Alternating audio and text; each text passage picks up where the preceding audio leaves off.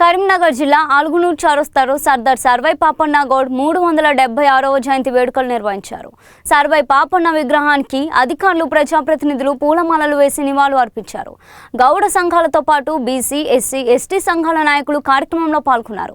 వివిధ రాజకీయ పార్టీల ప్రతినిధులు కూడా వేడుకలకు హాజరయ్యారు. గోల్కొండ కోటను జయించిన బహుజన వీరుడుగా పాపన్న సేవలను గుర్తు చేశారు. ఆత్మ గౌరవం కోసం ఆయన చేసిన పోరాటాన్ని నాయకులు స్మరించుకున్నారు. బహుజనులను ఐక్యం చేసి రాజ్యాధికారం సాధించిన చరిత్రను వివరించారు. సర్వై పాపన్న పోరాట స్ఫూర్తిని భావితరాలకు అందించాలని పిలుపునిచ్చారు.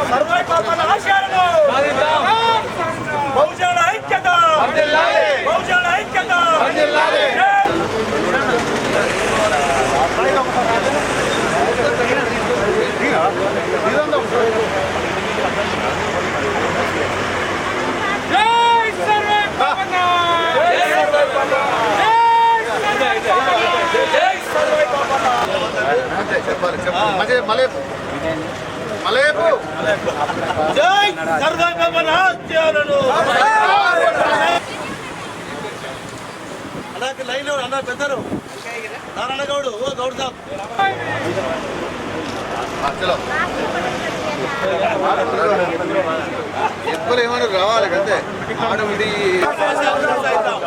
సర్వై పాపన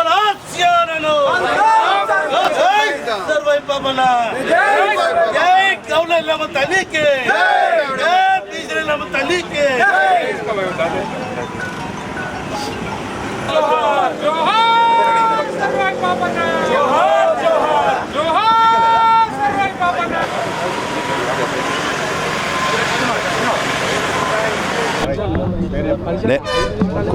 కోడూరు పరశురామ్ గౌడ్ సర్వై పాపన్న గీతా కార్మిక సంఘం రాష్ట్ర అధ్యక్షులు.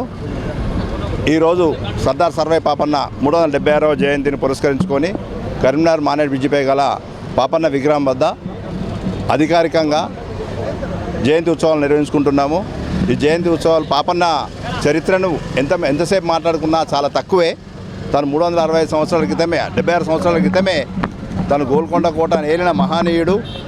ఆయన విగ్రహం స్ఫూర్తిగా తీసుకొని ఇప్పుడున్న యువతరం ఆదర్శంగా తీసుకొని తన ఆశయాలకు కొంతైనా కానీ ఊతనియాలని చెప్పేసి మేము సర్వై పాపన్న గీతా కార్మిక సంఘం పక్షాన కోరుకుంటున్నాం. అలానే ఈరోజు ఇక్కడ అధికారికంగా జరుగుతున్న ప్రోగ్రాంకి మేము కలెక్టర్ గారి గతంలోనే కూడా మేము విన్నవించుకున్నాం, మంత్రి గారు కూడా విన్నవించినాము. ఇక్కడే కార్యక్రమం చేయాలని. ఈరోజు కనీసం కలెక్టర్ గారు ఇక్కడ రాలేదు.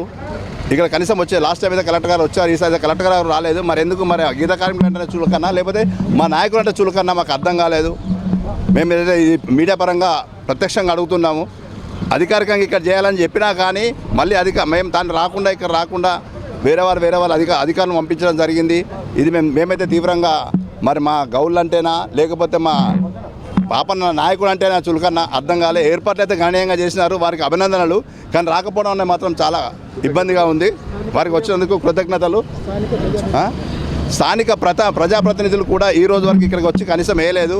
అదే మరో ఛత్రపతి శివాజీ ఇంకా వేరే అయితేనేమో అందరూ వెళ్తుంటారు. మా ఓట్లు వాళ్ళకి పనికిరావా?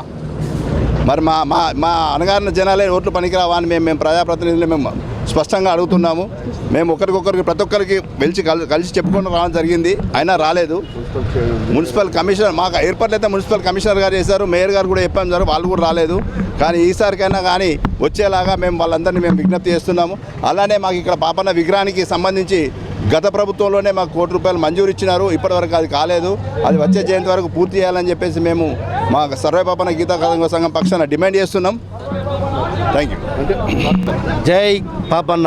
ఈరోజు కరీంనగర్ ప్రజలకు, రాష్ట్ర ప్రజలకు ఈరోజు సర్వై పాపన్న 376వ జయంతి సందర్భంగా కరీంనగర్లో గడ్డ మీద అలగనూరు బ్రిడ్జి మీద బ్రహ్మాండంగా పాపన్న జయంతి ఉత్సవాలు బ్రహ్మాండం జరిగినాయి. దాదాపుగా పాపన్న చరిత్ర అని చెప్పిన అవసరం లేదు, అందరూ తెలిసిన విషయమే. కాకపోతే బహుజనులు అంటే అన్ని కులాల వాళ్ళు ఏకమైతేనే ఈ యొక్క పీచర్ రాజ్యం వస్తుంది.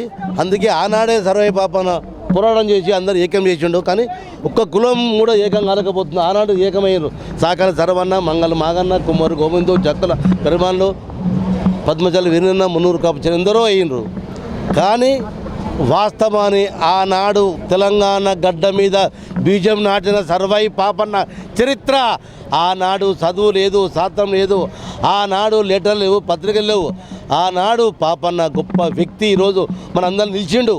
ఎందుకు పెడుతున్నామా అంటే సర్వాయి పాపన్న విగ్రహం ఎందుకు పెడుతున్నాం? అతన్ని యాదగారి, అతని శక్తి, ఆ విగ్రహం ఏమన్నా రావాలని చెప్పి ప్రజాప్రతినిధులకు, ఆఫీసర్లు కూడా పేరున ధన్యవాదాలు తెలియజేస్తున్నా. జై పాపన్న.